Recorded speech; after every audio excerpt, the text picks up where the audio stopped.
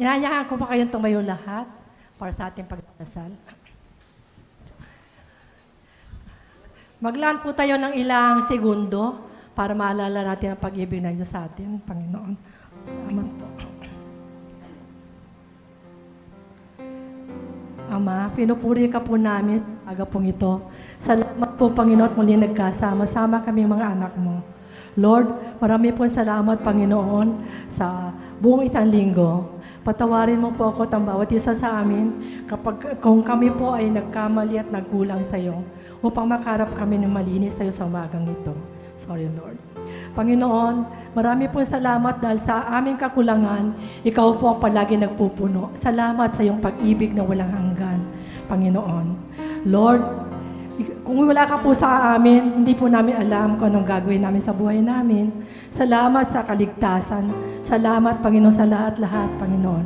Kulang sa salita upang ang lahat ng pagpuri ay bigay sa iyo. You are our absolute God, Panginoon. Lord, sa umaga pong ito ay nanyanyahan namin kayo sa kalagitnaan ng bawat isa sa amin. Gayon din po ang Holy Spirit. O most Holy Spirit, ikaw po ang manguna sa pananambahan namin sa umaga pong ito, Panginoon. Lord, salamat po, Panginoon, sa worship. Alam ko po na binasasan mo na ito, Panginoon. Gayon din ang mga instrumento, Panginoon. Gayon din po magsasalita. Salamat sa mensaheng binigay mo sa Kanya, Panginoon.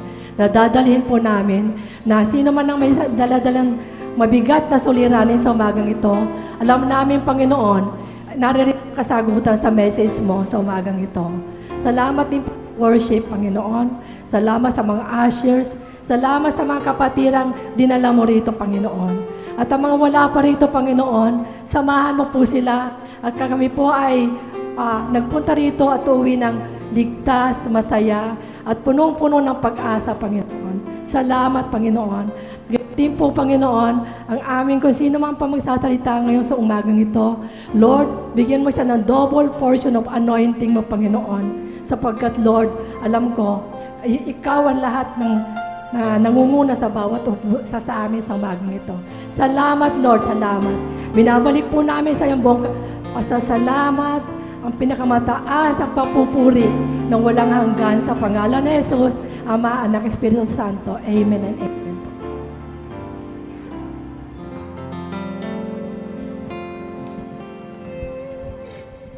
Amen. Praise God. Pwede po bang batiin natin ang ating mga kapatid ng pinagpalakang kapatid sa umagang ito? So, you are blessed. We are blessed. Kasi the fact na nandito po tayo at nagsa-celebrate ng God's goodness, celebrating this worship, and learning from His Word, alam natin we are blessed dahil may mga ibang countries po hindi po allowed mag-praise and mag-worship ng ganito, ka-open. So thank you, Lord. Allow me to read this word in Psalms 73, verse 26. My flesh and my heart may fail, but God is the strength of my heart and my portion forever. Amen and amen. So God has His unchanging strength and faithfulness, which remains even when our strength and life give out. Ibig sabihin po, yung ating katawan man ay mag-fail, we are so weak, we are so tired, tayo ay lumog sa ating mga pinagdadaanan, we know that God remains faithful. Andyan po siya upang tayo iangat sa kung anong pinagdadaanan natin. Amen po ba? Palakpakan po natin si Lord. Siya ang ating kalakasan sa kabila ng ating kahinaan. Amen? Okay, let us sing this song.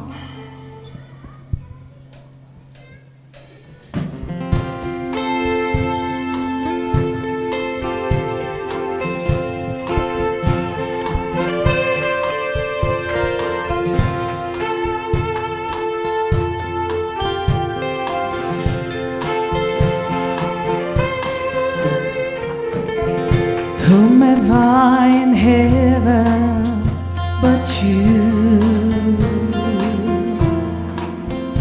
There is nothing on earth I desire beside you.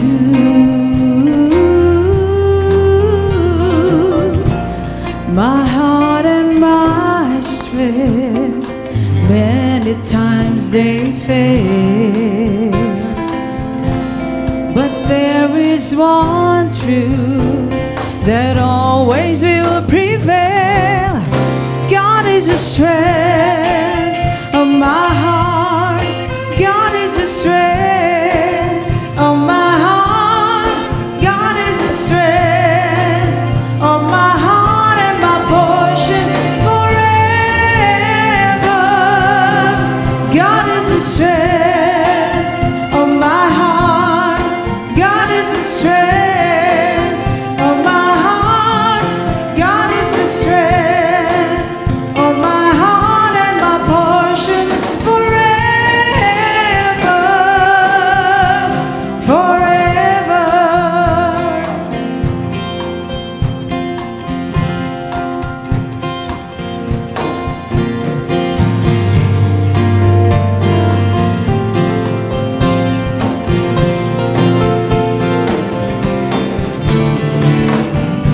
Whom have I in heaven but you?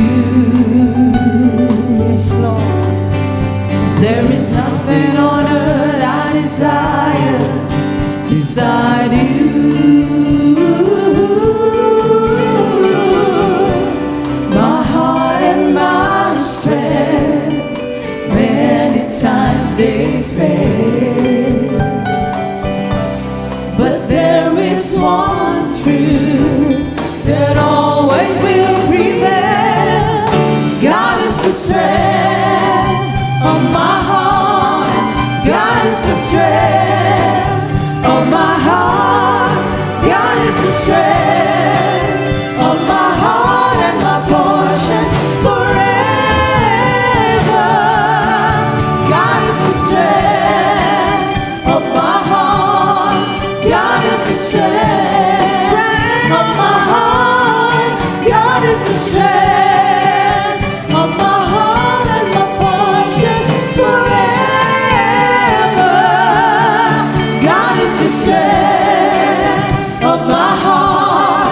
God is the strength of my heart. God is the strength of my heart and my portion forever.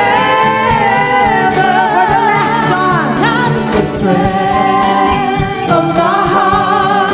God is the strength of my heart. God is the strength of my heart and my portion forever, forever, forever, forever. Thank you, Jesus.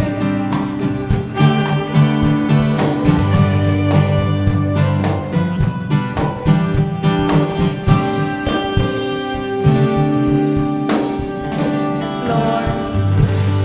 Let's continue to clap our hands to God, for He deserves all the praises and the glory.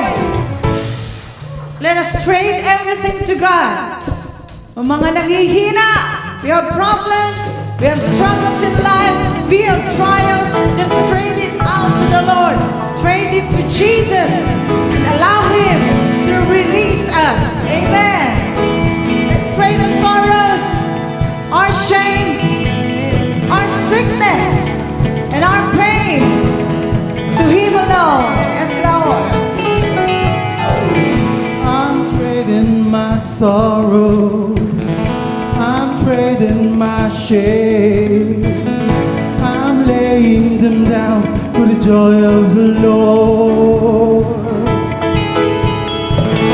I'm trading my sickness, I'm trading my pain, I'm laying them down for the joy of the Lord. We say yes, Lord, yes, Lord, yes, yes, Lord. Yes, Lord, yes, Lord, yes, yes, Lord. Yes, Lord, yes, Lord, yes, Lord, amen. I'm pressed but not crushed, persecuted, not abandoned, struck down but not destroyed. I am blessed beyond a curse, for His promise will endure, and His joy is gonna be my strength. Though the sorrow may last for the night, His joy comes with the morning. I'm trading my sorrow, I'm trading my shame, I'm laying them down for the joy of the Lord. I'm trading my sickness, I'm trading my pain, I'm laying them down for the joy of the Lord. Say yes, Lord, Yes, Lord, yes, Lord. Yes, Lord, yes, Lord, yes, Lord. yes, Lord, yes, Lord, yes, Lord, amen. Yes to the Lord. Say yes, Lord, Yes, Lord, yes, Lord. Yes, Lord, yes, Lord, yes, Lord. yes, Lord, yes, Lord, yes, Lord, amen. I'm pressed but not crushed, persecuted, not abandoned, struck down but not destroyed. I am blessed beyond a curse, for His promise will endure, and His joy is gonna be my strength. Though the sorrow, Though the sorrow will last for the night, His joy comes with the morning.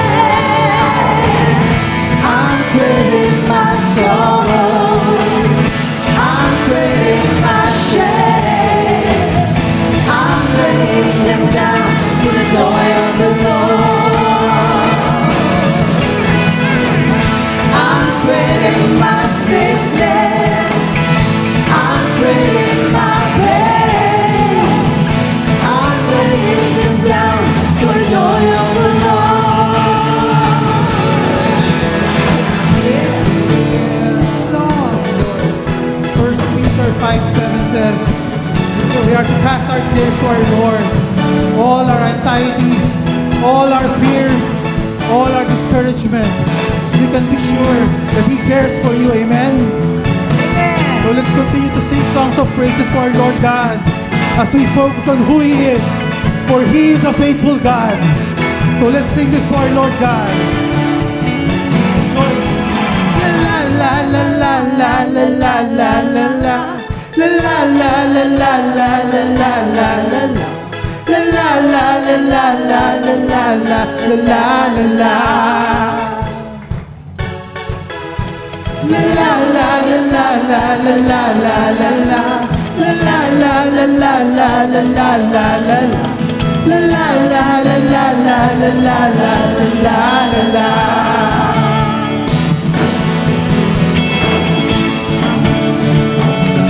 Lord Jesus, thank you, Jesus.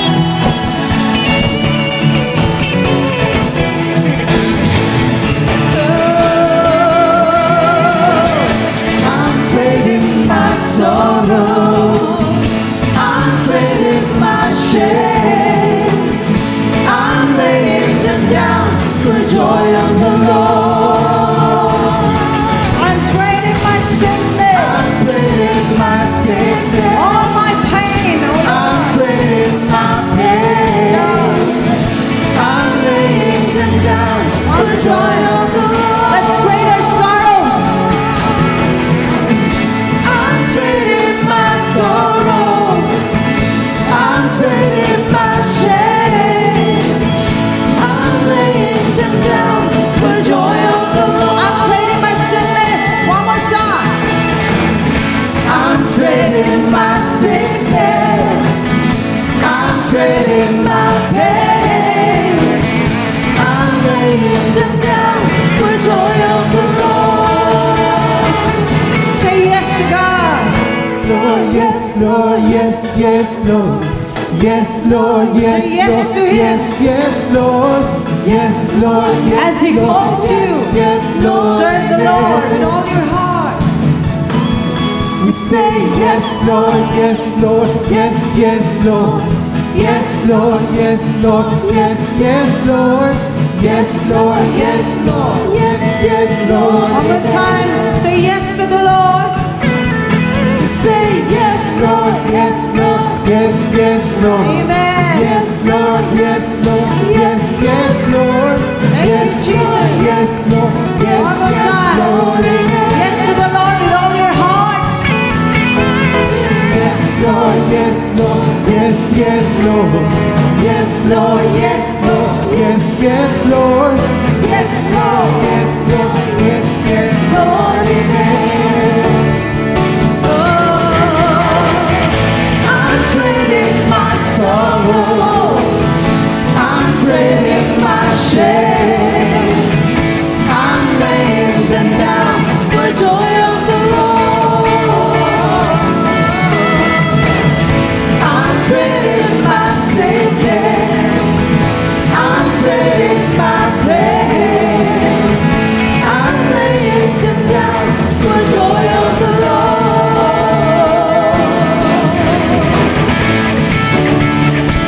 Clap our hands. Thank you, Jesus, for releasing us, setting us free.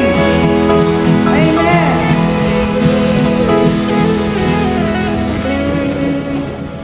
Tinaas na ba natin kay Lord? Have we traded all our sorrows to Him? Amen, amen. Thank you, Jesus. Thank you, God, for relieving us, accepting us, Lord.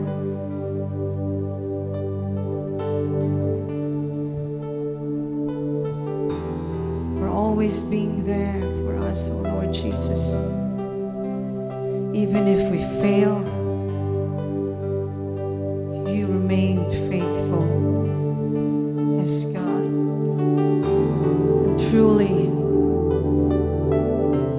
you've been working and working on us. Thank you, Jesus. You never left us, Lord. And truly, oh God, you are a promise keeper, a miracle worker. Even if sometimes, Lord God, we don't feel you, as if we are alone in the darkness, oh Lord God. We thought that you are being silent and away from us. Salamat, Panginoon. Sa kabila ng aming pag-iisa, Lord God, we may lose all our friends and sometimes even our families.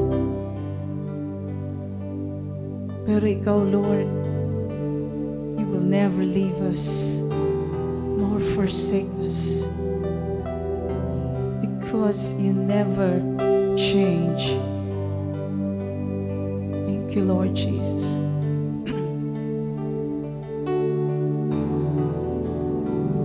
You are here, moving in our midst. I worship you, I worship you. You are here, working in this place. I worship you, I worship you. You are way make, miracle work, promise keep, light in the darkness. My God, that is who you are. You anchor, miracle work, promise keep, light in the darkness. My God, that is who you are.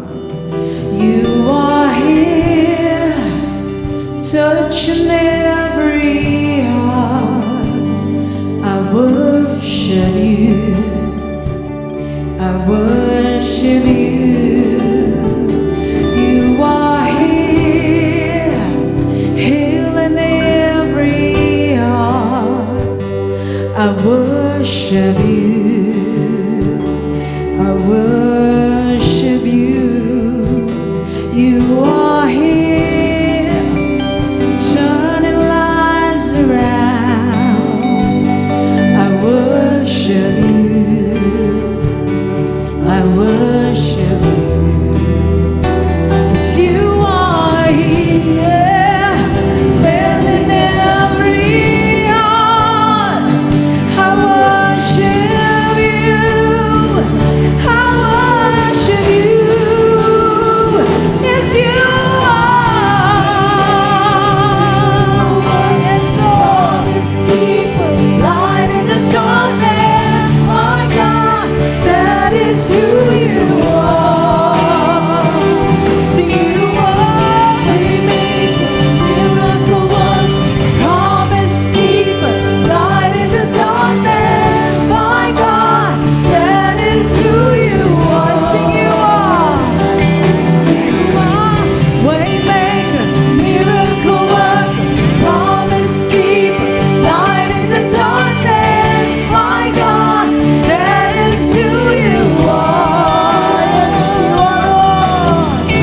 Waymaker, miracle worker, promise keeper, light in the darkness, my God, that is who you are. And that is who you are. That is who you are. That is who you are. That is who you are. That is who you are. That is who you are. That is who you are. That is who you are. Yes, Lord. Yes, Lord, that is who you are. That is who you are, Lord. Thank you, Lord God, for all your promises, Lord. Thank you, Jesus. Let's lift our hands to God. Reach out to Him. Thank you, Jesus. Even when I don't see it, you're working. Even when I don't feel it, you're working. Yes, Lord, sing to Jesus. He never stops. He never stops. He keeps on working. Yes, Lord. Sing to God with all your voices. Yes, Lord. Even when I don't see it, yes, Lord. Thank you, Jesus. Yes, you are here, God. Yes, Lord. Even when I don't feel it, you're working. Even when I don't feel it, you're working. You never stop, you never stop working. You never stop, you never stop working. Even when I don't see it, you're working. Even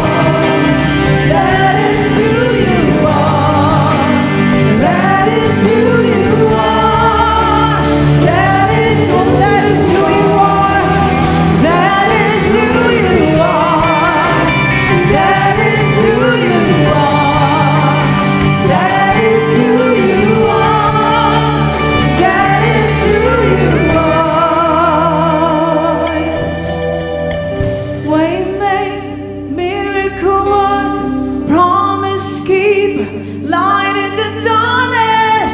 My God, that is who you are. Sing to the Lord.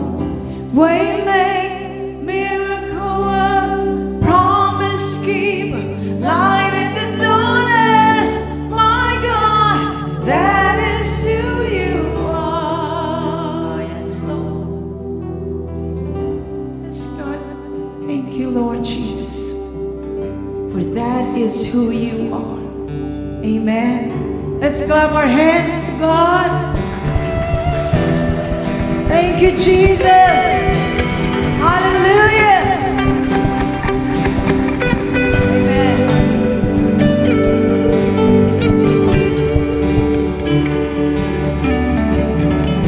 Let us all pray. Heavenly Father, this is the day of the week that we are most excited about, Lord. We thank you for the gift of Sabbath. We thank you for the Lord's Day, where we can receive from you again a fresh supply of your blessings and your grace. Grace that we need for the week, O God. Jesus, we dedicate this worship service to you. This is for your glory. This is for your honor. And this is for your fame. In Jesus' name we pray. And everyone will say, Amen and Amen. Come on, put your heads together, church. Hallelujah. The best clap of praise that you can give Jesus. Hallelujah. Everybody shout, Hallelujah. Shout, thank you, Lord. Bago po tayo maupo, kamayan po natin ang ating mga katabi at sabihin po natin sa kanya, Happy Lord's Day, kapatid.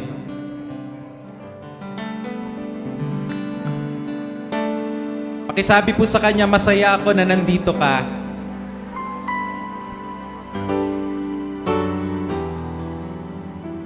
Bago po tayo mag-aral ng salita ng Diyos, ay kanina naglilingon-lingon ako, nakita ko yung isang kapatiran at pamilya na matagal po nating hindi nakasama, and she's back. Welcome back, Sister Belle and family. Masaya po kami na makita kayo. This is your family, your home. And so kapatid, welcome back. Alright. Amen. Hindi po ako magpipreach ngayong umaga. Kagabi, tinawagan ko ang ating kapatid na ito at sabi ko, kapatid, ikaw na muna ang magpipreach dahil parang wala akong energy na mag-prepare. Kagabi at mag-rehearse ng sasabihin sa kapatiran. Matagal na po natin kasama ang kapatid ito, I believe since 2004 pa. At sila po ang kauna-unahang ikinasal sa simbahang ito. Siya at ang kanyang asawa. And I think that was 2004 when they got married. Dito po mismo sa worship hall na ito. And kumpare ko din po siya kasi yung anak niya ay inaanak ko sa dedication. At sa kaalaman po ng marami, ang kapatid nating ito ay ating scholar at kasalukuyan pong nag-aaral sa isang Bible school. Nagpapastor po siya. Nag-aaral ng pagpapastor. And we believe na pagkatapos po ng kanyang graduation, siya po ang gagamitin ng Panginoon as elder pastor sa atin pong outreach sa Calaca, Batangas. Papangunahan nilang mag-asawa. Alam ko yung nakaraan niya at palagay ko mag-share siya ng konti mamaya. Pero sa kabila po ng sabihin na nating hindi kagandahang nakaraan, ang Diyos po, pinili siya at ginagamit para maghayag ng salita ng Diyos. Ako po ay naniniwala na ang Diyos ay hindi naghahanap ng taong handang-handa na. Amen? Karamihan nga po ng mga taong ginagamit ng Diyos, lahat sila ay magsasabi, hindi naman ako handa. At ang atin pong pagkatawag ay hindi po nakabase sa ating kahandaan, ang pagkatawag po sa atin ng Panginoon ay nakabase sa Kanyang katapatan. Amen? Kaya sabi mo sa iyong katabi, ikaw naman ang gagamitin ni Lord. Bago ko ipakilala ang ating future pastor, taas po natin ang ating mga kanang kamay. Sabay-sabay po nating sabihin, ang salita ng Diyos, nagliligtas. Ang salita ng Diyos, nagpapagaling ng sakit at karamdaman. Ang salita ng Diyos, nag-aayos ng buhay. Ang salita ng Diyos, nagbibigay ng pag-asa. At ang salita ng Diyos, nagpapala. Sabay-sabay po nating sabihin, today, I receive the blessings in the Word. Ulitin po natin, today, I receive the blessings in the Word. In Jesus' name, amen and amen. Let us welcome our brother in the Lord, Brother Mark Sandoval.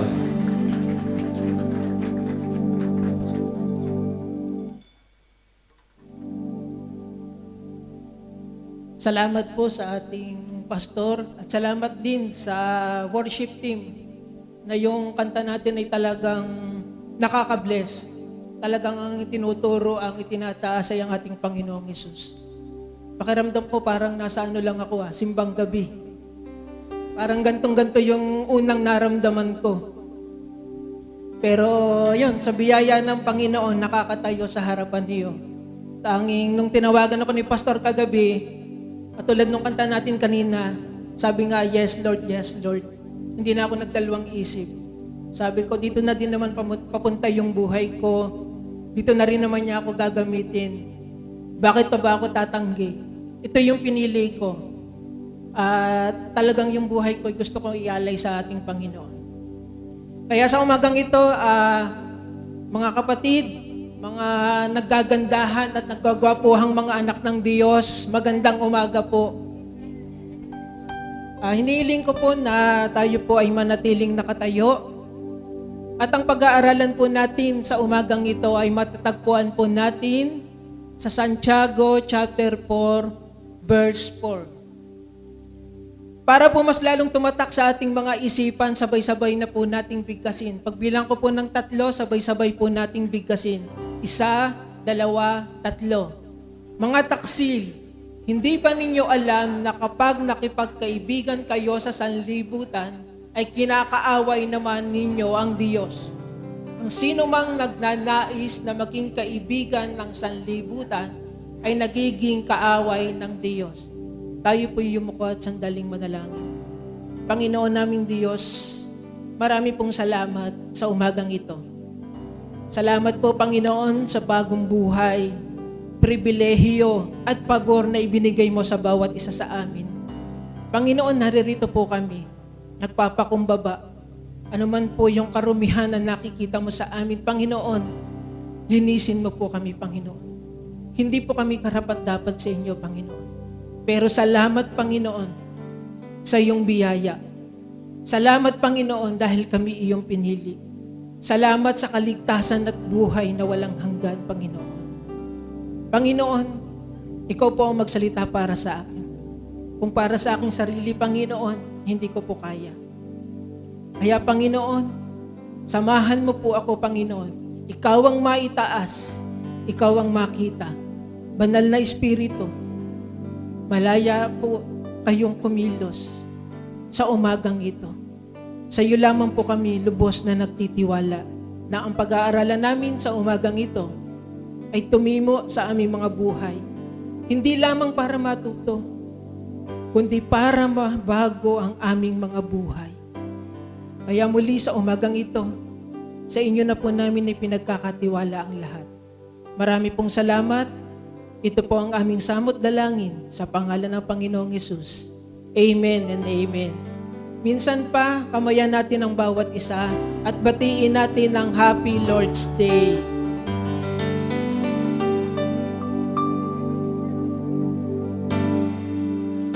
Sige po, makakaupo na po tayo.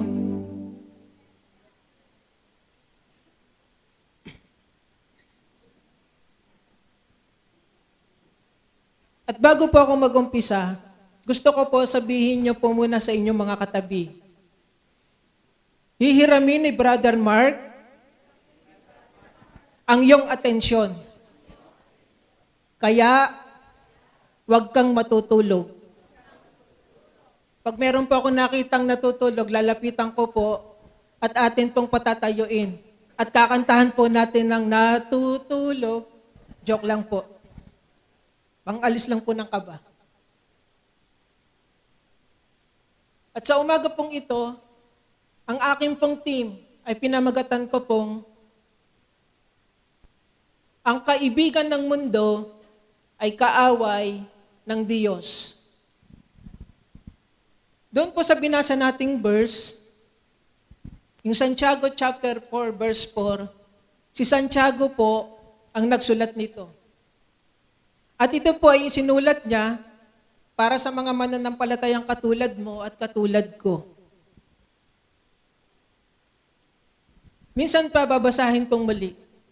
Mga taksil, hindi ba ninyo alam na kapag nakipagkaibigan kayo sa sanlibutan, ay kinakaaway naman ninyo ang Diyos? Ang sino mang nagnanais na maging kaibigan ng sanlibutan ay nagiging kaaway ng Diyos. Pansinin niyo po yung salitang taksil. Sa Greek po, yung kahulugan ng taksil ang kahulugan nito ay isang spiritual na pangangalon niya. So sinasabi dito ni Santiago na kapag tayo ay nakikipagkaibigan sa sanlibutan, ay kinakaaway naman natin ang Diyos. Maraming tao ngayon ang makipag-aangkin sa sarili na sila ay Kristiyano na. Pero nahihirapan silang iwan ang makamundong pamumuhay. At sa panahon natin ngayon, marami na ang nag-aangkin sa kanilang mga sarili na sila ay Kristiyano na, pero mababaw pa din ang antas ng kanilang pamumuhay bilang Kristiyano. Sa panahon ngayon, madali na lang ang magpanggap. Dahil yung mga Kristiyano, makikita mo, umaawit sa church. Nagdarasal. Sa kanilang mga sasakyan, may mga nakalagay na mga Bible verse. Kahit sa bag, yung mga keychain, may mga cross. Sa harap ng t-shirt, may mga Bible verse. At kung ano-ano pa.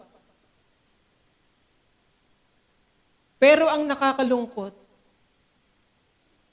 hindi naman namumuhay sa paraan na katulad ni Kristo.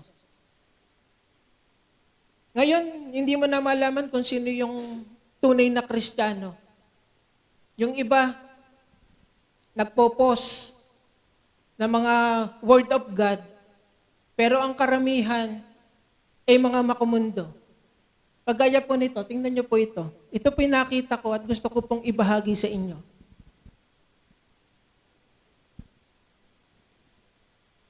Ayan. Ang sabi dito, madaling i-post ang mga magagandang quotes ng Man of God. Pero ang tanong, kaya ba nating tayuan yung sinasabi nila? Minsan nagandaan lang tayo sa quotes. Ipopost natin. Minsan tinamaan tayo sa post, ipopost natin. Pero ang totoo, hindi naman natin ipinamumuhay. Hanggang post lang tayo. At minsan, mas marami pa nga yung mga makamundong bagay na ipinopost natin kaysa sa salita ng Diyos. Kaya ang tanong dyan, kaya ba nating tayuan ang sinasabi nila? Dapat kung nagpo-post tayo, ipinamumuhay din natin. At dapat nakikita sa ating mga buhay. Ito pa po, yung isang picture. Ano po yung napapansin nyo sa picture na ito? Iniinsulto. Mapapansin nyo, siya ay iniinsulto. Tinutuya. Tinutuya kasi merong nakikita sa kanya na pagbabago. Parang isang puno ng mangga, dahil may bunga, pinupukol. Meron din namang Kristiyano na dahil kaya siya iniinsulto at niloloko, dahil pahawak-hawak ng Bible, hindi naman nakikita sa kanya na siya ay isang tunay na Kristiyano. Ngayon, alin tayo sa dalawang ito?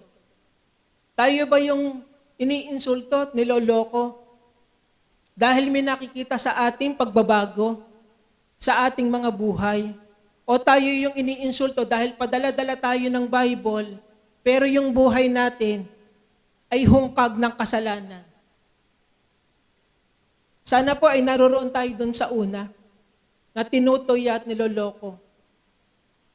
Dahil nakikita sa ating mga buhay na tayo ay tunay na Kristiyano at tayo ay talagang totoo na may Panginoon na sa ating mga buhay.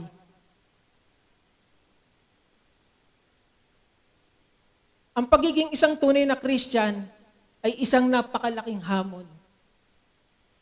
Ito ay ang hamon na paglimot na sa ating mga sarili. Hindi na dapat ikaw ang nabubuhay sa iyong sarili, kundi ang nabubuhay na ay si Kristo. Isipin nyo, napakalaki ng ibinayad ng ating Panginoong Hesus. Ang kanyang dugo. Kaya yung ating mga sarili, yung ating mga buhay, hindi na tayo may pagmamayari niyan. Ang tunay na may pagmamayari niyan ay ang Panginoong Hesus. Kaya marapat lamang na yung buhay natin ay gamitin natin para sa Kanya. Para sa ikaluluwalhati niya. Hindi para sa ating mga sarili. Maaaring iniiwasan tayo ng ating mga kaibigan, nire-reject tayo, iniiwan tayo, okay lang yun. Aanin mo yung napakaraming kaibigan, pero kung dadalhin ka naman sa hindi maganda, kung yun naman ang nagiging dahilan para mapalayo tayo sa Panginoong Hesus, okay lang na maging kaibigan na lang natin ang Panginoong Hesus. Na siya na lang ang matira sa ating buhay, okay lang. Kaysa doon sa ang dami-dami nating kaibigan, pero dinadala naman tayo sa hindi maganda.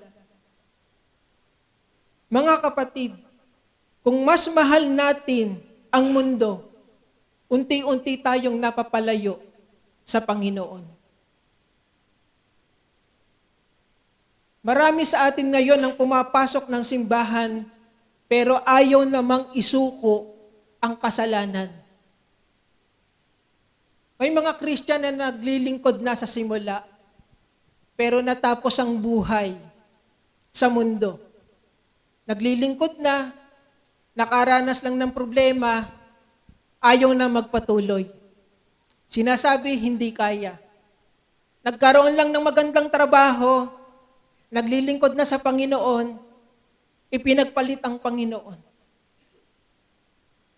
Meron din namang mga Kristiyano na naglilingkod na nagsimula sa pagiging mainit, pero natapos ang buhay sa panlalamig. Nais kong itanong sa bawat isang naririto, mahal mo ba talaga si Jesus? Ngayon, kung sinasabi natin na mahal nga natin ang Panginoong Jesus, bakit ganyang klase ng pamumuhay ang ating ginagawa? O ang ating ipinapakita? O ang ating isinasabuhay? Bakit ganyang klase ng pamumuhay? Alam niyo po yung kumunoy. Ang isang tao kapag nahulog sa kumunoy, nagpupumiglas, gusto niyang makawala, gusto niyang makalis. At habang siya ay kumikilos, unti-unti siyang lumulubog. Ngayon, kung ilalapat natin sa pagiging buhay Kristiyano, kapag ang isang Kristiyano ay nahulog sa kumunoy, sa espiritual na kasalanan, hindi siya papayag na mananatili siya doon. Magpipilit siyang umalis doon. Pero ang nakakalungkot, yung mga Kristiyanong nandoon, ay hindi umaalis. Nagpapatuloy sa pagkakasala. Naririto na ako eh. Hindi ko na kayang umalis dito. Dito na ako, hindi ko na kaya. Pangangatawanan ko na to.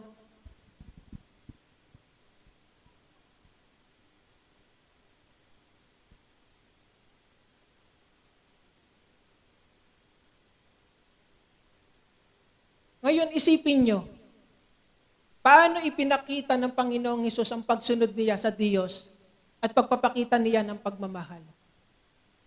Ipinakita ng ating Panginoong Hesus ang pagmamahal niya sa atin nang iwan niya ang langit, ang kanyang trono, at ang kanyang kaluwalhatian. Alam natin na ito ang ginawa ng ating Panginoong Hesus sa atin. Ngayon, ang tanong, bakit ganyan ang ipinapakita nating pamumuhay? Bakit hindi natin kayang iwanan ng kasalanan para sumunod sa Kanya? Hindi po ba nakakahiya sa Diyos? Na tayo yung may kasalanan, siya ang nagbayad. Siya ang sinaktan, siya ang pinahirapan, at umako ng lahat. Sa kabila ng ginawa niya, binaliwala natin siya. Patuloy pa rin tayo na iniaalay ang ating sarili sa mundo. Likas sa tao ang pagiging masama. Hindi natin kayang piliin ng Diyos, kaya siya ang gumawa ng paraan. Ang Diyos ang pumili sa atin, hindi tayo ang pumili sa Kanya.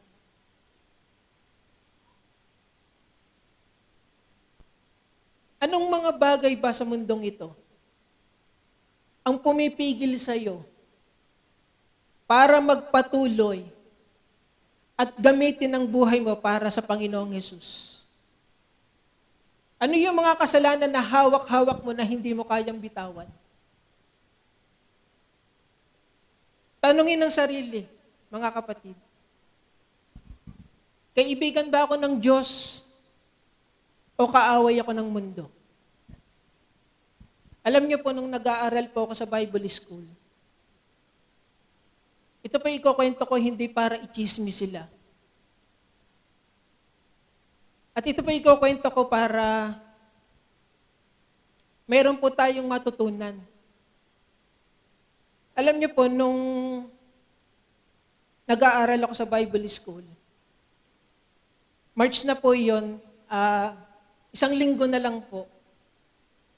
At ako po ay magtatapos na sa first year college ng aking pag-aaral.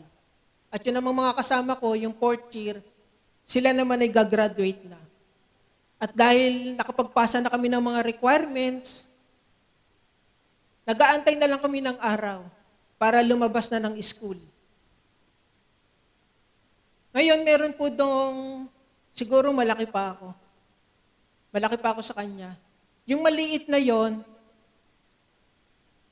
nag-aya ng inuman, sila ay 4th year na, nag-aya ng inuman doon sa kanyang mga kasama. Minsan ganun talaga, kung sino pa talaga yung maliliit, sila pa talaga yung pasimuno ng katatapang, no? Kaya yung mga maliliit, wag niyong niloloko-loko, no? Joke lang po. Nag-aya po ng inuman. At ngayon, dahil ang lights off namin doon, 10 ng gabi. Pero dahil nga tapos na yung mga requirements namin, pinayagan kami na hanggang 12. Gawin pa namin yung gusto pa namin gawin. Ngayon, nagising yung si monitor. Pagising niya, sabi niya, bakit alas 12 na, itong mga ito, ikay-ingay pa. So lumabas siya, nakita niya yung mga 4th year na gagraduate na. At sabi niya, alas 12 na, hindi pa kayo napasok sa mga kwarto nyo. Pumasok na kayo. At magbebel na siya. Ibig sabihin, kailangan patay na ang mga ilaw at matutulog na kami. Pero nga ako, nandun ako sa loob, yung mga portier lang po yung nandun sa labas. At paglabas nung si Moni, sabi nung yung maliit na yon, pero ang mga naaya niya, ang lalaki ha, ang lalaking tao. Yung mga napasunod niya. Sabi niya, Moni, shot. Akala ni Monitor, nagbibiro lang. Akala naglolo ko lang. At nung nilapitan niya, nakita niya, aba, namumula yung muka. Yung mata ay naniningkit, parang chinita. At sabi sa kanya, nagiinom ba kayo? At hindi na po nakatanggi yung mga portier na iyon. Kinabukasan, nagkaroon ganito po, meron po kaming service na ganito. At pagkatapos ng service, sabi po yung nag-a-announce doon, meron pong mga hindi aakyat sa stage para gumaraduate. Malimit po, nandiyan ako sa ganyang upuan sa harap. Pagtalikod ko po, nakita ko po, habang umaalis yung mga tao, may nakaub-ub doon, umiiyak, meron dito, meron doon, meron doon, meron doon, meron dito, meron sa likod. Isipin nyo, ilang araw na lang. Hindi nila inisip yung pagod, yung hirap, yung pagsusunog nila ng kilay. Ilang araw na lang, gagraduate na sila, aakyat ng stage. Pupunta yung mga ka-churchmate nila, manonood ng pag-graduate nila, nagiintay, nananabik sa pagtatapos nila para gamitin sila sa gawain ng Diyos, magiging pastor na. Yung kanilang mga magulang, sabik na makita ang kanilang mga anak na magtatapos na. Pero sinayang. Ang daming tao sa Bible school na gustong magtapos pero walang pera. Nung panahon namin, ang dami kong kaklase lumalabas ng Bible school, umiiyak. Hindi nila matanggap na hindi sila makakatapos. Gustong-gusto nilang mag-aral. Ngayon, bakit ko sinasabi ito sa inyo? Kung sila nga na nasa sa loob ng Bible school, walang ginagawa, nagpupuri, nagdevotion, kumakanta, umaawit, nag-aaral, nakikinig ng sermon, nadaya ng kaaway, natokso, tayo pa kaya na nasa sa labas, na hindi ganon kababad sa salita ng Panginoon. Hindi ko po sinasabing kailangan nating pumasok ng Bible school para tayo lumago. Pero ang sinasabi ko, kung sila nga, babad na babad sa salita ng Panginoon, walang ginagawa, araw at gabi, nagpupuri sa Panginoon.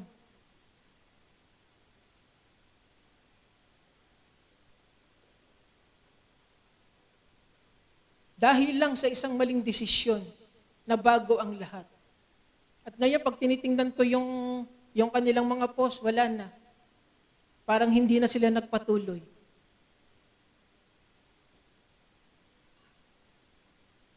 Kaya sa bawat desisyon natin, isipin natin ang Panginoong Hesus.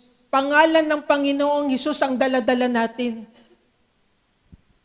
Pangalan ng iglesia ang daladala natin.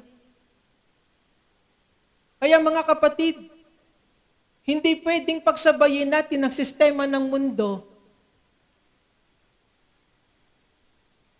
at yung pamumuhay Kristiyano. Hindi pwedeng dalawa. Kaya kailangan talaga babad na babad tayo sa salita ng Panginoon. Para pag may dumadating sa atin na pagsubok, meron tayong paghuhugutan ng verse. Ito ang sinasabi sa salita ng Panginoon. May dumating na problema, ito ang sinasabi ng salita ng Panginoon. Dumating yung kawalan, ito ang sinasabi ng salita ng Panginoon. Meron tayong pinaghuhugutan.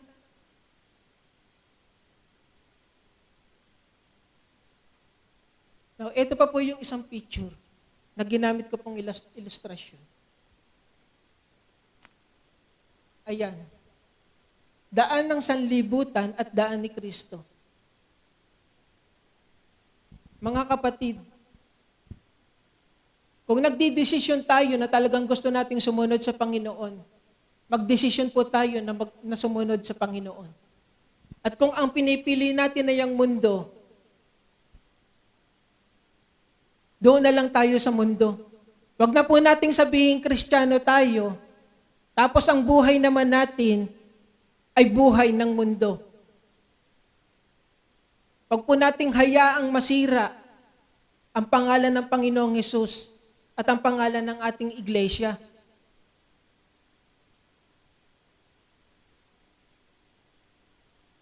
May mga bagay sa mundong ito na maganda sa paningin ng mundo.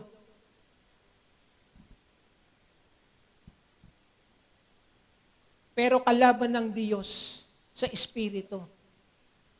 Kung mas excited tayo sa mga bagay sa mundong ito, kaysa sa presensya ng Diyos, yun yung masasabi natin na hindi na nasa tama ang mga puso natin. Ito po sana ang madalas na aking sinasabi, na madalas ay nakakalimutan nating mga Christian. Si Jesus ay hindi lang tagapagligtas na namatay para sa iyo. Siya din ay Panginoon na dapat ay nasusunod sa mga buhay natin.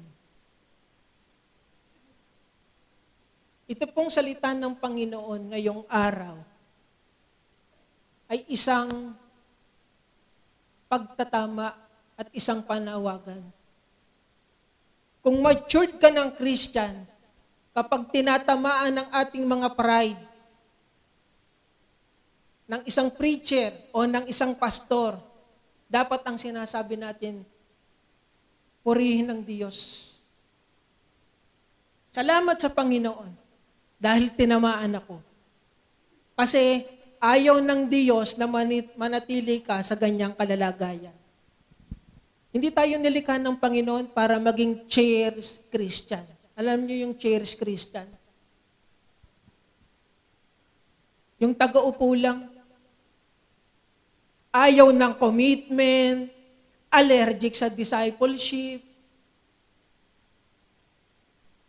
Huwag tayo maging, maging chairs Christian. Hindi lang tayo dapat uma-attend at nakikinig para matuto, kundi tayo'y naririto, kundi para mabago ang ating mga buhay. Isa puso natin yung ating mga napapakinggan. Isa buhay po natin.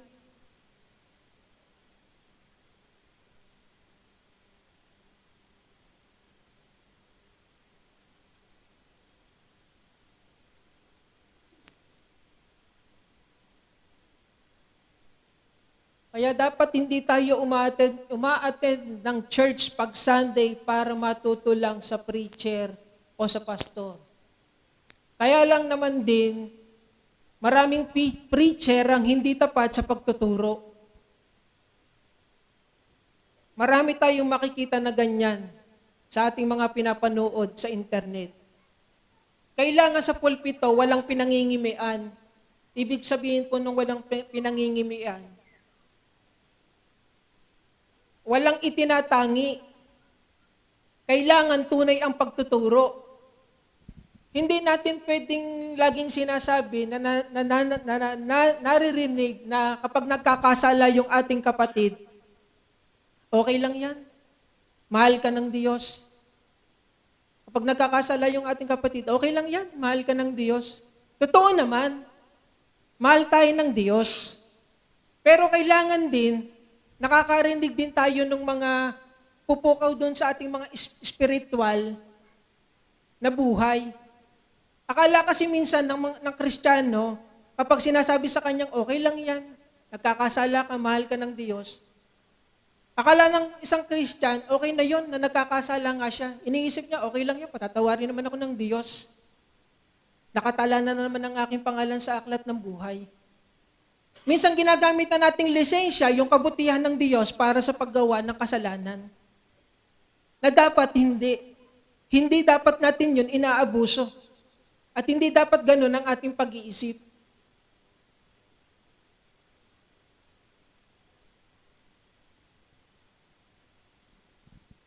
Alam niyo mga kapatid, okay lang na lumalabas tayo ng simbahan na ito, nabugbog ng salita ng Panginoon. Okay lang na nakakarinig tayo ng masasakit na salita na pumupukaw sa ating mga espiritual na buhay. Kesa naman doon sa preacher na ang nadidinig lang natin ay nakikiliti ang ating mga tenga. Kaya paglabas ng simbahan, hindi naman nabago ang buhay. Kaya minsan dapat pinipili din natin yung ating mga pinapakinggan. Kasi kung ang pinapakinggan lang natin ay yung para ma-entertain lang tayo, makiliti yung ating tenga, nagiging makamundo na rin tayo. Piliin natin ang spiritual natin ay lalago. Piliin natin yung pinapakinggan natin ay ang sentro, ay ang Panginoong Hesus. Ang itinuturo ay ang kaligtasan. Ang itinuturo ay pagsisisi. Ang itinuturo ay ang Ebanghelyo. Ang itinuturo, ang sentro ay si Jesus. Yun dapat ang itinuturo ng isang tunay na tapat na mangangaral ng Panginoon.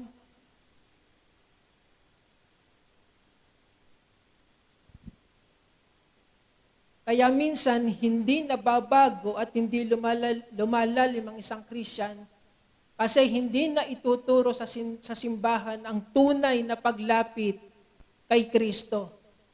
Sana turuan silang lumapit sa Panginoon. Turuang magsisi. Ituro ang tunay na ebanghelyo. Sa panahon natin ngayon, hindi na dapat binibaby ang mga Christian.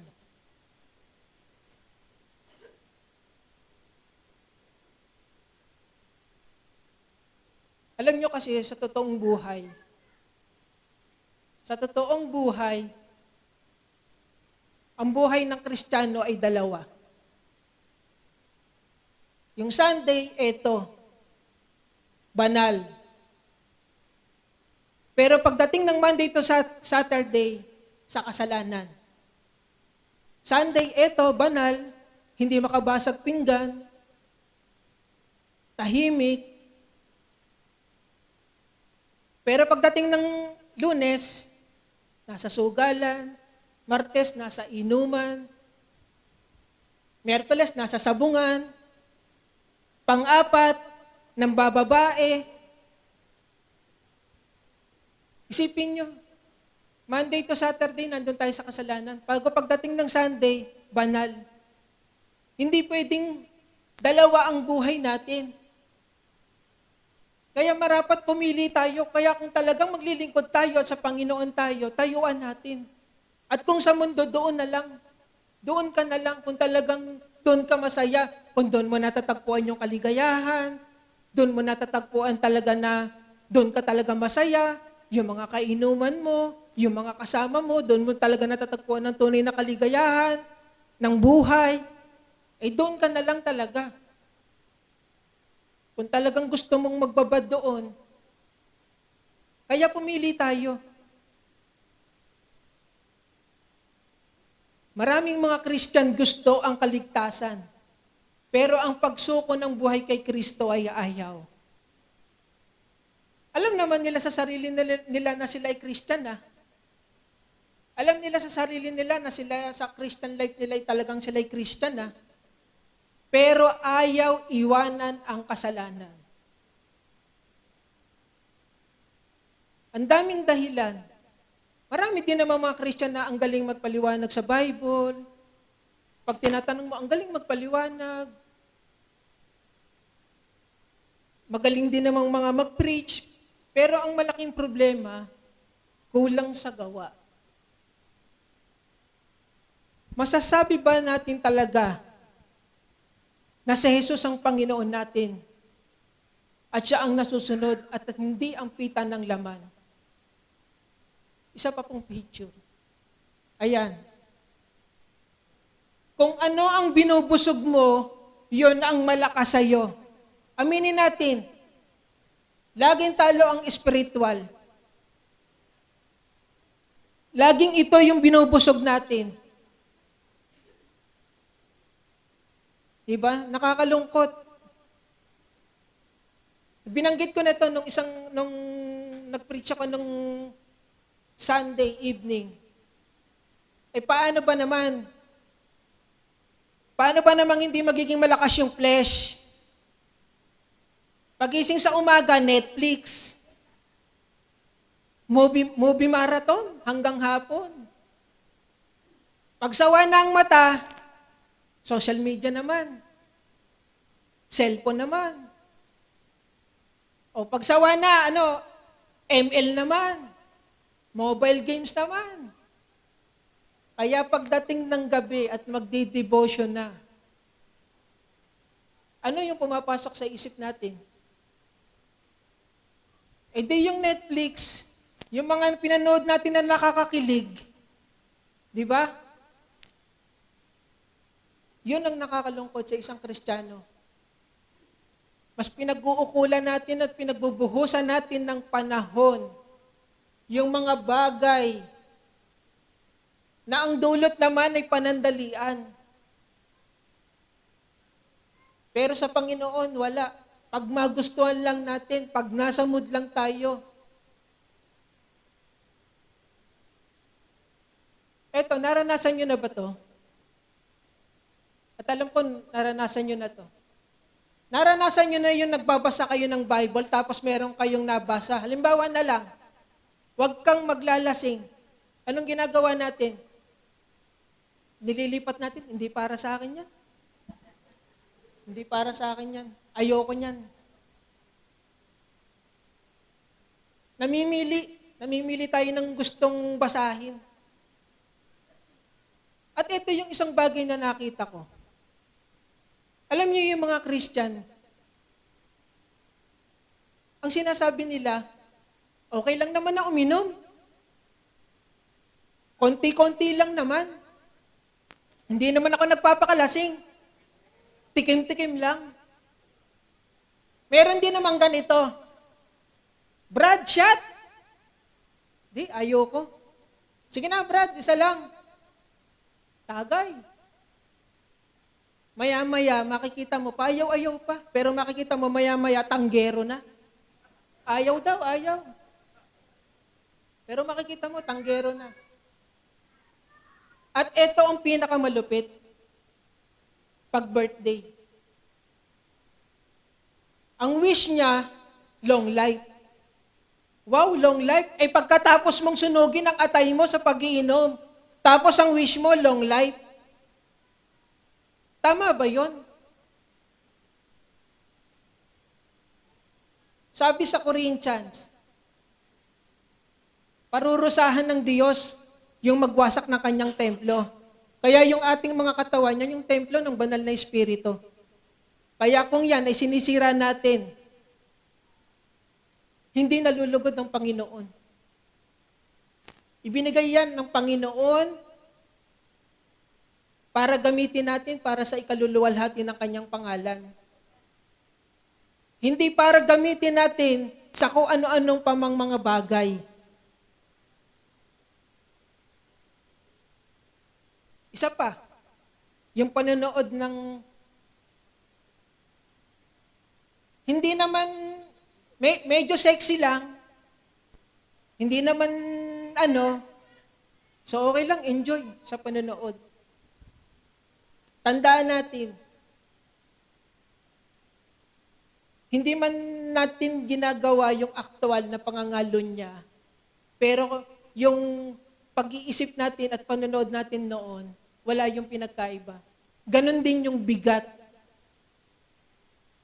Kahit hindi natin ginagawa sa aktual. Ganon din yung bigat ng kasalanan. Masakit mang sabihin, pero ang katotohanan, may mga Christian na hanggang bibig lang. Yung paglilingkod natin, yung pagiging Kristiyano natin, hanggang bibig lang. Hindi talaga nakikita sa ating mga gawa. Yun po yung isang bagay na nakakalungkot sa isang Kristiyano. Kung ganyang klase ng buhay mayroon tayo, wala na tayong pinagkaiba sa mga mananampalataya at hindi mananampalataya. Bakit? Yung ginagawa natin, ginagawa din naman ng hindi mananampalataya. Kaya wala na tayong pinagkaiba sa kanila.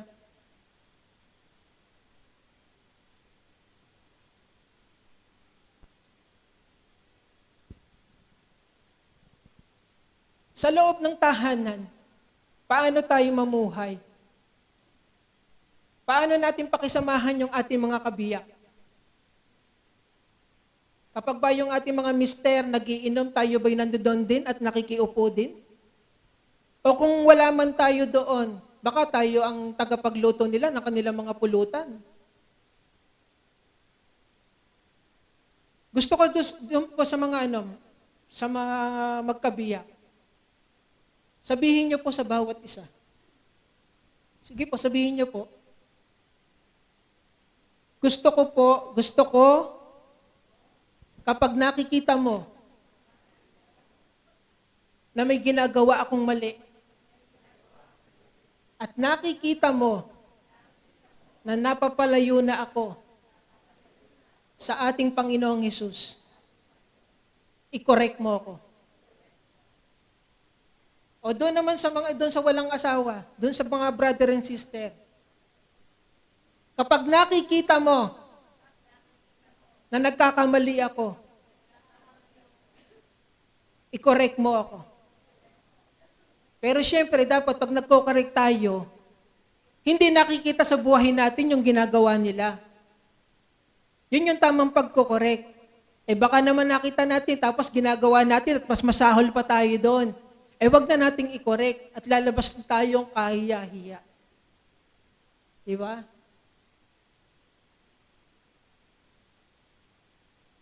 Sa ating mga anak, paano natin pakitunguhan yung ating mga anak? Paano natin sila sawayin kapag sila'y nagkakamali? O hindi natin kaya? Dahil tayong mismong magulang ay hindi nagiging modelo sa ating mga anak.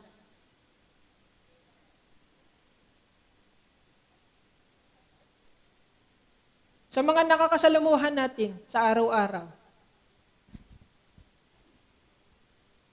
sa ating mga kapitbahay, o baka wala tayong kasundo, lahat sila galit sa atin.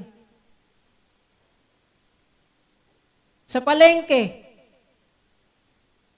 kapag ka may meron tayong mga kasalubong, baka iniiwasan tayo. At sinasabi, naku, andyan na siya, dito tayo dumaan. Hindi natin alam, may bansag sa atin. Andyan na ang chismosa. Naku, nandyan ang inggitera. Andyan na ang marites. Baka hindi natin alam, may mga bansag na pala sa atin.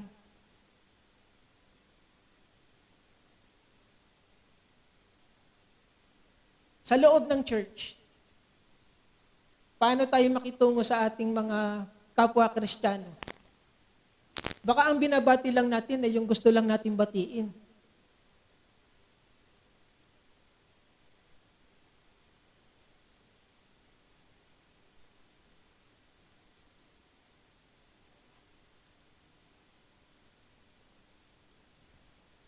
Sa ating mga trabaho, tayo ba ay nagiging ilaw at asin? O lahat sila naiinis sa atin?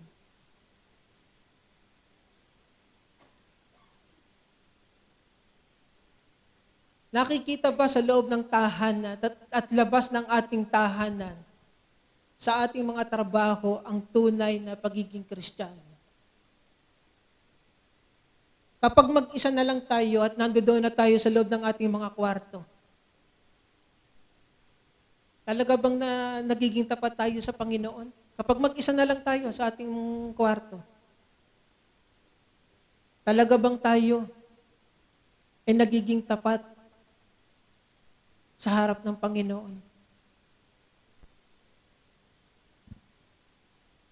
Mga kapatid, tingnan niyo po itong krus. Dito ipinako ang tanging walang kasalanan para sa mga taksil na tulad mo at tulad ko. Siya'y tunay na tapat, tunay na nagmamahal, at ngayon nananawagan. Sino ba talaga ang minamahal natin? Si Jesus ba o ang sistema ng mundong ito? Kung si Jesus ang tunay nating minamahal, handa ka na bang sumunod para kay Jesus? At yakapin siya ng buo mong puso. Dito sa krus, dumanas siya ng sakit at paulit-ulit na sinaktan. Kahit na may mga araw na hindi si Jesus ang una sa ating mga buhay, maraming beses sa ating mga buhay, si Jesus ay pinagpalit natin sa mga bagay na ang dulot ay panandaliang kaligayahan. Pero kahit ginagawa natin iyon, ang Panginoong Hesus hindi tayo iniiwan. Walang ibang klase ng pagmamahal na ibinigay ang Panginoon. Siya lamang ang nakagawa nun. Kasi ganun tayo ka-special. Ganun tayo kamahal ng ating Panginoong Hesus. Siya lang ang may kayang gumawa nun. Dahil ganyan kadakila ang pag-ibig niya sa iyo. Tingnan po natin yung sabi sa 1 Peter.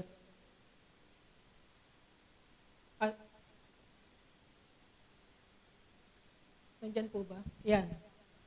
Ang sabi sa unang Juan, chapter 2, verse 15, huwag ninyong ibigin ang sanlibutan o ang mga bagay na nasa sanlibutan. Ang umiibig sa sanlibutan ay hindi umiibig sa Ama. Tayo pong lahat ay dayuhan lamang sa mundong ito. Yan po yung dahilan ng lahat ng sinasabi ko. Malinaw sa atin, magmula nang tinanggap natin ang kaligtasan at ang Panginoong Hesus, ito na yung kalalagayan natin. Hindi na tayo makamundo. Tayo ay bayanan ng Diyos. Tayo ay Kanya na ang pinili. Kaya hindi na tayo dapat nabubuhay sa ating sarili, kundi para sa Diyos na. Hindi sa iyo ang buhay mo. Kaya gamitin mo ang buhay mo para sa Diyos, hindi para sa iyo. Kapatid, dinisenyo tayo ng Diyos para sa Kanya. Pinili ka Niya, iniligtas ka Niya. Inalis ka na Niya sa dating buhay, ngayon ang buhay mo ay na kay Kristo na. Na kay Kristo na ang iyong buhay. Mga kapatid, sa pagtatapos po ng sermon kong ito, nais ko pong tapusin sa isang awit. Hindi po ako kakanta. May inihanda po akong awit. Sabi, pag daw tayo'y umaawit, ang katumbas daw nito ay 2 panalangin. Kaya mga kapatid, sa pag-awit po natin ito, gawin po natin itong panalangin sa ating mga buhay. At namnamin po natin yung mensahe ng awit. Narito po yung awit.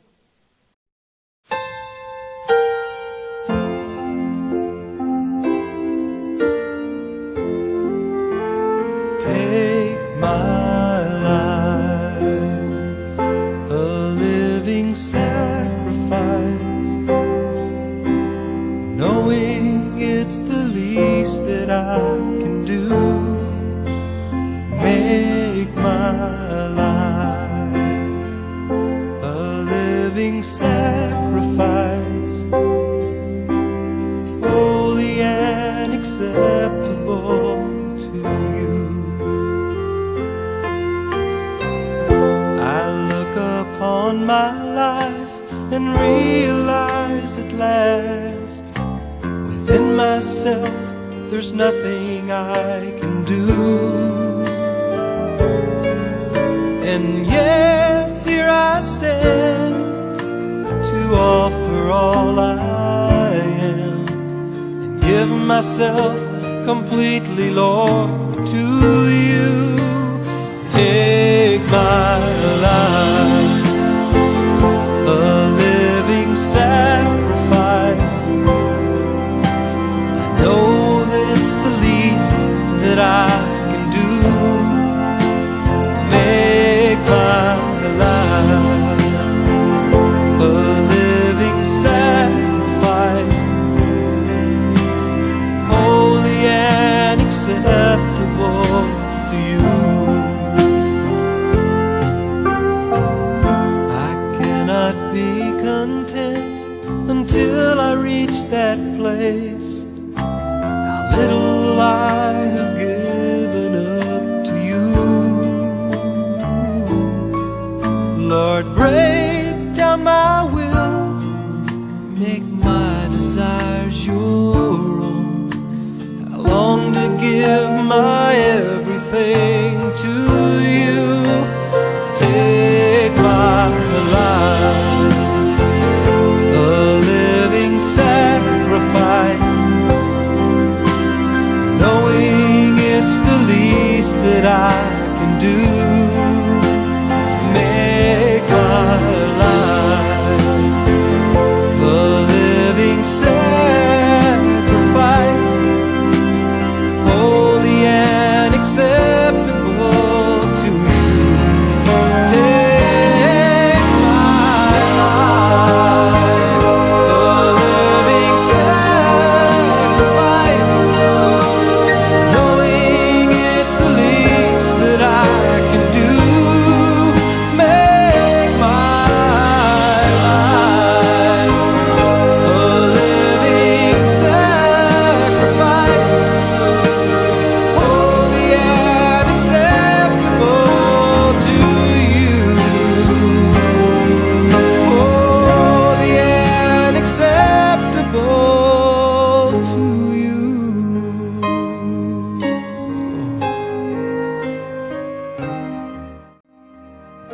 Magsitayo po tayong lahat.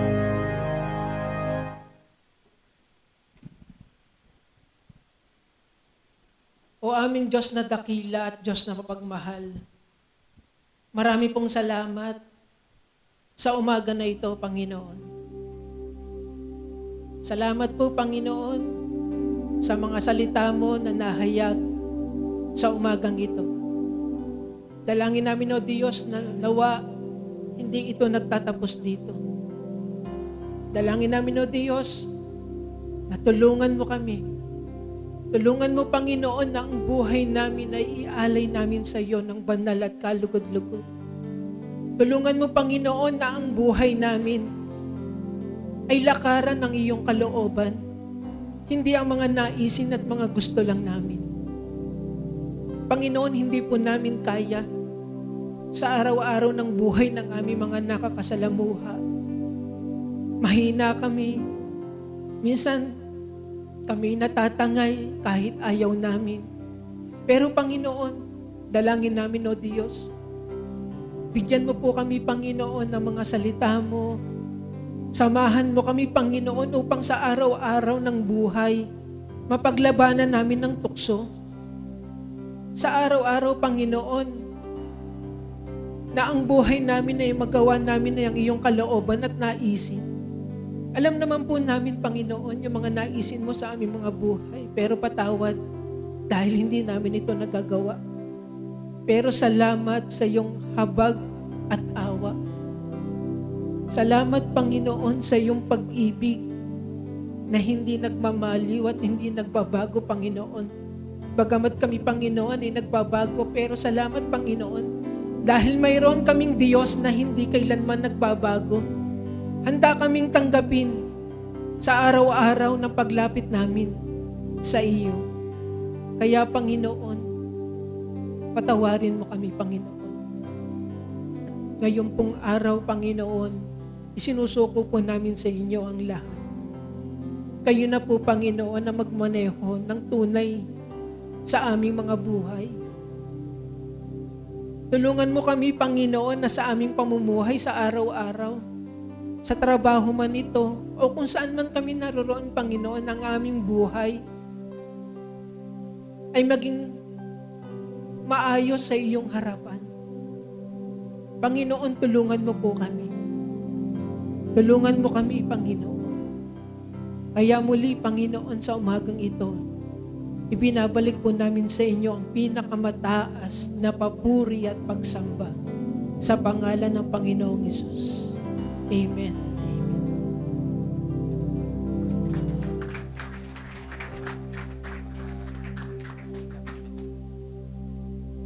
Salamat sa Panginoon sa napakagandang mensahe ngayong umaga. At palagay ko naging malinaw po sa atin kung ano yung dapat na larawan ng ating buhay matapos na makilala natin ang Panginoong Jesus. Amen? Sabihin mo nga sa iyong katabi, may talab na ba? Sa nasa likod, sabi mo, may talab na ba sa iyo ang Ebanghelyo ni Kristo? Ang ganda nung binigyang diin ng ating kapatid, na si Kristo ay hindi lang tagapagligtas, siya rin ay Panginoon. Amen?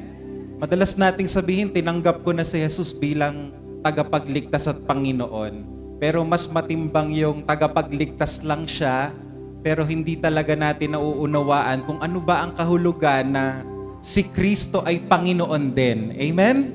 At kapag sinabi mong si Jesus ang aking Panginoon, nangangahulugan, binibitawan mo na yung kalooban mo at kalooban niya ang nasusunod sa ating mga buhay. Amen?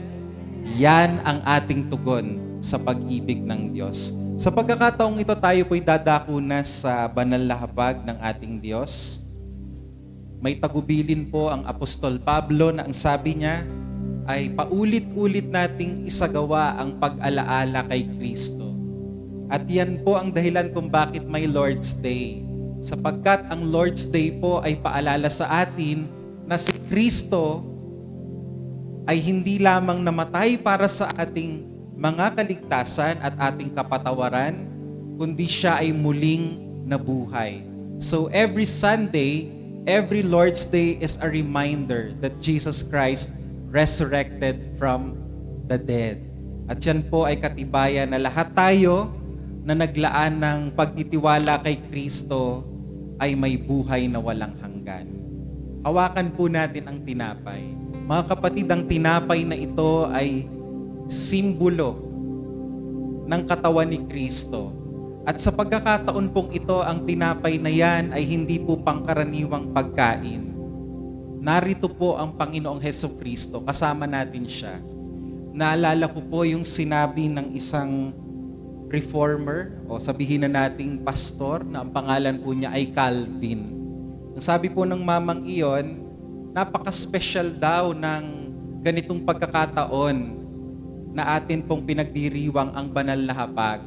Sapagkat meron daw pong hiwagang nangyayari. Sabihin nga natin, hiwaga. Pag sinabi pong hiwaga, hindi maarok ng isip natin, hindi kayang ipaliwanag ng isip. Na kapag daw po tayo ay nasa simbahan at hawak ang tinapay at inumin na ito, ang hiwagang nagaganap ay ganito po. Bagaman ang Panginoong Jesus ay nakaluklok ngayon sa kanan ng Ama, yung kanya daw presensya ay bumababa sa isang special na paraan sa worship gathering like this. At dahil narito ang Panginoong Jesus, through the bread and the wine, anuman daw pong pangangailangan ng bawat isang narito, inaabot ng Diyos. Amen? Kaya itong oras na ito'y kalakasan sa ating lahat. Maaring ikaw ay nananaghoy ngayon, maaring ikaw ay nabibigatan, maaring marami kang alalahanin ngayon, maaring ginagambala ka ng takot, pag-aalala. Mga kapatid, walang pangangailangan na hindi kayang abutin ang Panginoong Jesus. This is the symbol of the body of Christ, broken for our sins, broken for you because He loves you. Tanggapin po natin ang tinapay.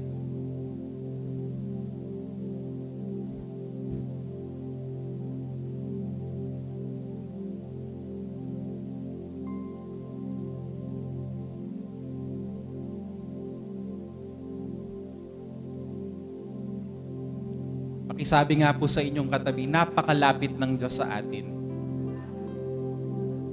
Bukas po ay September na. At maririnig na naman natin si Jose Marichan. Maya-maya po ay Pasko na. Per months na naman. At alam nyo, ang diwa po ng Pasko ay isa lang naman. Ang lapit na ng Diyos sa tao. He is Emmanuel, God with us. At papaano po nangyari ng isang banal na Diyos ay napalapit sa isang taong makasalanan dahil po sa dugo ng Panginoong Jesus. The blood of Jesus purchased reconciliation between God and sinners. Yan po isang bagay na inaalala natin tuwing hawak natin ang cup that symbolizes the blood of Jesus. You are reconciled to God. Dating kaaway ng Diyos, ngayon pinagbati kay Kristo. Amen? Kaya po, di ba, kapag malapit na ang Pasko, kinakanta natin yung Gloria in excelsis Deo. Alam niyo yun? Alam niyo yung kanta, no? Nung isilang si Jesus, nagkantahan po yung mga anghel sa kalangitan. At ang sabi po ng mga dalubhasa, kaya daw sila nag-aawitan dahil nangyari muli ang matagal na hindi nangyayari, na ang Diyos at ang tao nagkaroon ng reunion. Ang lapit-lapit natin sa Diyos because of the blood of Jesus. Tanggapin po natin ang simbolo ng kanyang dugo. Itaas po natin sandali ang ating mga kamay, dalawang kamay sa Panginoon. And I want you to bow your heads and close your eyes. Mga kapatid, hindi lamang po pag-alaala sa kaligtasan at sa kapatawaran ng ating mga kasalanan, ang ating binabalik-balikan tuwing tayo ay may Lord's table. I ask you to raise your hands because of the truth that in Christ, because of His body and because of His blood, we have the victory in Christ Jesus. And today we can experience victorious living, victorious Christian life, all because of the Spirit that is in us. The Spirit will cause us to do the will of God and will cause us to walk in holiness. So God, we thank you for your Spirit that is living in us, saturating our minds, our bodies, our hearts with your power so we can do what you are expecting of us. Salamat po, Panginoon. We give you praise, we give you glory. In Jesus' name we pray, and everyone will say, Amen and Amen. Palakpakan po natin ang Panginoon at tawagan po natin ang ating tagapanguna. Hello po. Ayun, sobrang ganda. Kamusta mga puso natin, mga kapatid? May mga tinamaan ba sa atin? Yung mga, sabi nga ni brother, meron daw na mga Kristiyano lamang sa puso. Diba? Meron namang Kristiyanong pure na pure. So, nasaan kaya tayo, mga kapatid? Sige po, tumayo lang po muna tayo, mga kapatid. Okay, so bago po tayo magtuloy sa ating covenant, sabihin po natin sa mga katabi natin, kamusta puso mo? Okay pa ba? Hindi ba tumugo kanina? Sobra. Alam niyo po, kaunting sharing lang. Tayo ay dumating din tayo sa mga panahon na naging tanggera din. Isa ring manginginom, pero dahil sa pagmamahal ng Panginoon, walang pas na hindi kayang baguhin. Tama? Lahat tayo may chance sa ating Panginoon. Okay, so tayo po tumuloy sa ating covenant. Ilagay po natin ang ating mga kamay sa ating dibdib at sabay-sabay po nating bigkasin ang ating covenant. Sa bilang pong 3, 1, 2, 3. Kami ay nagpasya. Kami ay nagpasyang magmahalan bilang magkakapatid. Ang isa ay para sa lahat, ang lahat ay para sa isa. Ang lakas ng isa ay lakas ng lahat. Ang kahinaan ng isa ay kahinaan ng lahat. Kami ay nagpasyang magtulungan sa hirap at ginhawa. Ang bawat isa ay hugutan namin ng lakas. Kami ay nagpasyang sama-samang lumago bilang mga anak ng Diyos. Sa pangalan ni Jesus, Amen. Okay, pwede na po tayong magsiupo. Meron po ba tayong mga newcomers and guests today? Meron po ba? So, wala po. So, welcome po ulit, Sister Bell. We miss you. So, maraming salamat po. And let's go on with our announcements. Okay, for our community life formation, every Tuesdays po ito. So, this is open for everybody every 5:30 p.m. to 7 p.m. And of course, our Sunday school para po sa ating mga kids. This is happening every Sunday. Kasama po ang ating Blessings Children Ministry and open po ito for ages 3 to 12 years old. And our prayer hour every Friday po, 5:30 p.m. to 7 p.m. And ang aming Sunday worship services, meron po tayong morning and evening fellowship.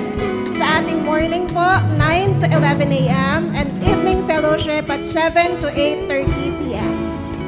And of course, we have our still home prayer meeting. So atin pong i-open ang ating mga home prayer meeting. So kung may mga questions po tayo, pumunta lang po tayo sa ating FB groups and page. And of course, we're still looking for our praise and worship team. Sa lahat po ng mga pinili ng Panginoon sa music industry, so please join our team. We are still needing keyboardists, bassists, lead guitarist, and drummer po. Okay, so maraming salamat po. And of course, sa ating exciting part, let's go on and call Sister Levy for exhortation to give.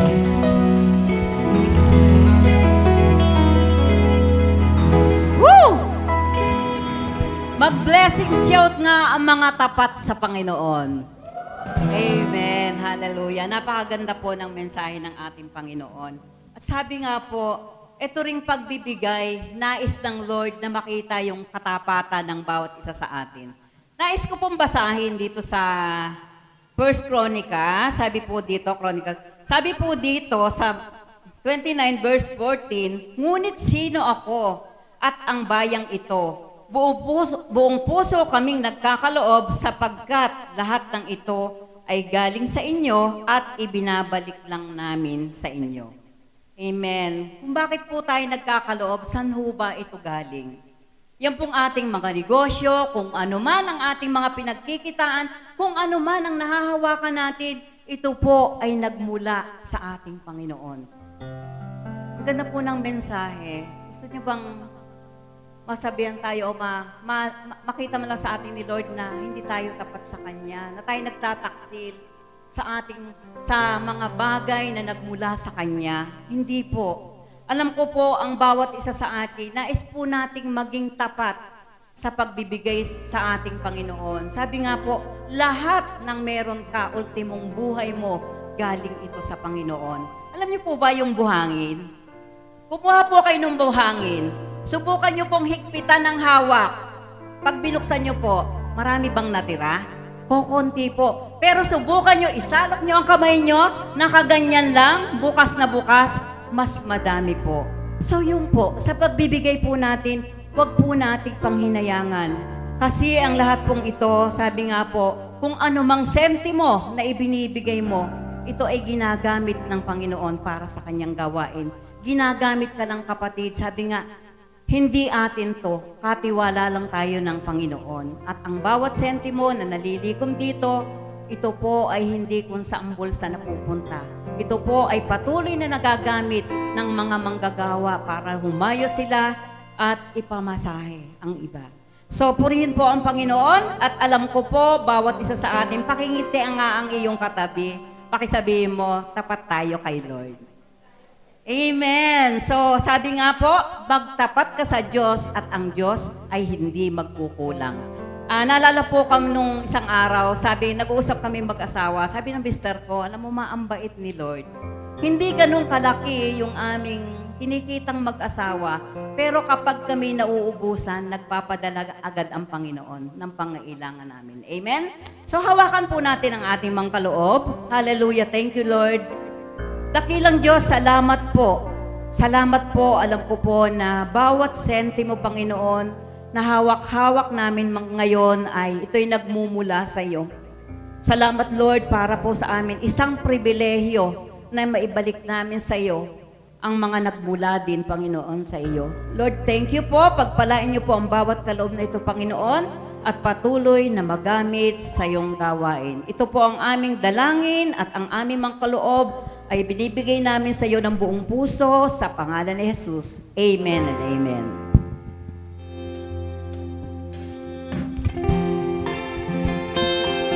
Lord Jesus.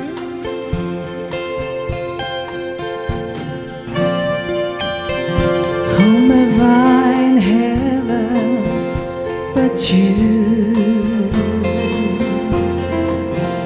There is nothing on earth I desire beside you.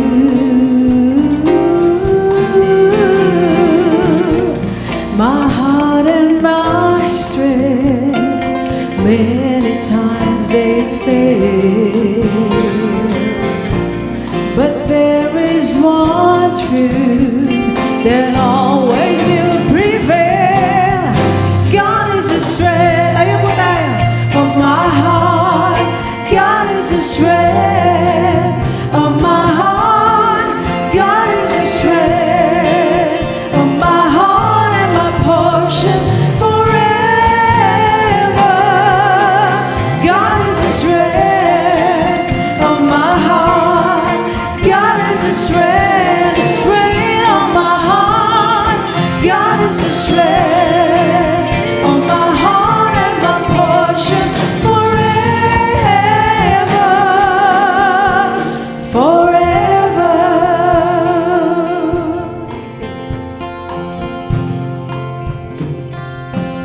Purihin ang Diyos. Salamat po sa ating worship team sa napakagandang oras ng awitan. Maari na po kayong maupo sandali. Kanina po ay kinausap ako ng isa nating kapatid na kamakailan po ay pumanaw ang anak. At kanina lang po nabanggit din ng ating kapatid na kung maaari daw ay kasi hindi na ho madadala yung katawan dito po sa simbahan.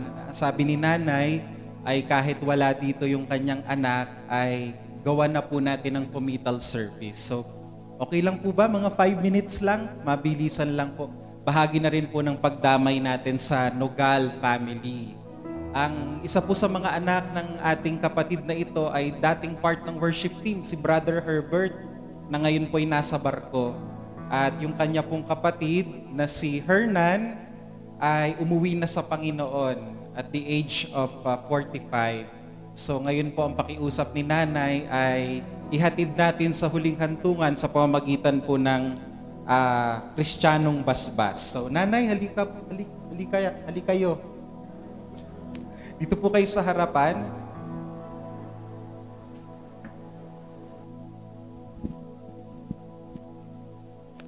Mahal po kayo ng Panginoon. Dito po kayo.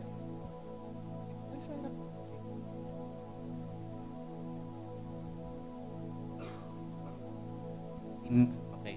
So ito po si Sister Betty. So kami pong lahat ay nakikiramay sa inyo pong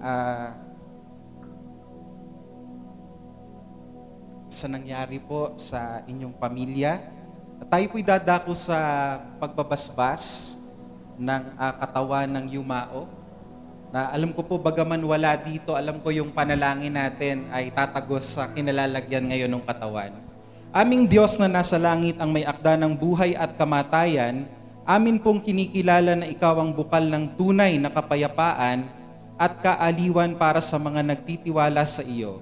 Ipagkaloob mo po ang iyong kaaliwan para sa mga kapatid naming namimighati dahil sa pagpanaw ng kanilang mahal sa buhay na si Hernan Nogal. Tulungan mo kaming lubusang magtiwala sa iyong kalooban para sa amin. Nang sa gayon sa aming pagpanaw sa mundong ito, masumpungan naman namin sa inyo ang isang walang katapusan at maluwalhating tahanan sa pangalan ni Jesus na aming Panginoon. Lahat po tayo ay magsabi ng Amen. Makapangyarihang Diyos, Panginoon at may lalang ng sangnilikha, may akda ng buhay, ayon sa iyong dakilang kalooban at habag, minabuti mong tawagin sa iyong piling ang aming kapatid na si Hernan Nogal. Ngayon ay amin pong itinatalaga sa lupa ang kanyang katawan lupa sa lupa, abo sa abo, alabok sa alabok. Mapalad ang mga namatay kay Kristo sapagkat sila ay may pag-asa ng walang hanggang buhay. Lahat po tayo ay magsabi ng amen. Para po sa pangwakas na panalangin at bago po ihatid sa huling hantungan ang ating yumaong kapatid na si Hernan, mapagpalang Diyos, nagpapasalamat kami na binigyan mo kami ng pagkakataong makilala at makasama si Hernan. At ngayon habang siya iniaalay naming pabalik sa iyo, aliwin mo kami sa aming kalungkutan, palakasin mo kami sa aming kahinaan at bigyan mo kami ng lakas na haraping walang takot ang bukas dahil sa pag-asang ikaw ang aagapay sa amin. Dalangin namin na kaming mga nabubuhay pa ay matutong magpasailalim sa iyong banal na kalooban upang makita namin hindi ang lumbay, hindi ang kahinaan, hindi ang takot, kundi ang iyong pag-ibig na punong-puno ng pag-asa. Ikaw ang aming Diyos, ang aming kublihan, at ang aming tunay na kaibigan. Sa pangalan ni Jesus, lahat po tayo magsabi ng Amen. Mga kapatid, may grand reunion na inihahanda ang Diyos sa kalangitan. At lahat ng kumilala kay Kristo ay muling mabubuhay, parang natutulog lamang ang ating mga mahal sa buhay, na pumanaw na kay Kristo. At sa huling araw, sila'y muling tatawagin ng Diyos at tayo'y magpapangipangita. Amen? Kaya nanay, bagaman nandun ang lungkot, nandun po ang pag-asa. Tayo pong lahat ay tumayo, mga kapatid.